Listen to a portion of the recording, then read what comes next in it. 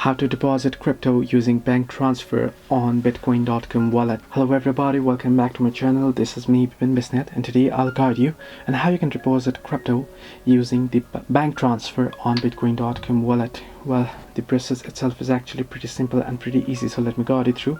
In order to do so, simply open up your wallet and log into your account.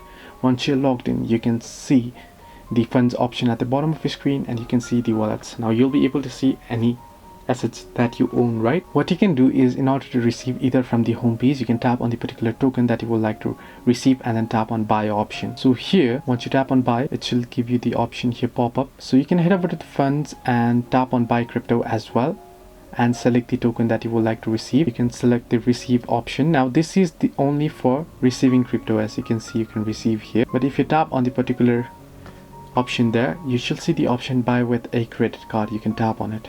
Then you'll be able to enter in your credit card details. Now remember that you won't be able to directly deposit any funds to your account, so do not get scammed for it. Hope this helped you. Do like and subscribe, and do not forget to leave a comment down below if you have any further issues.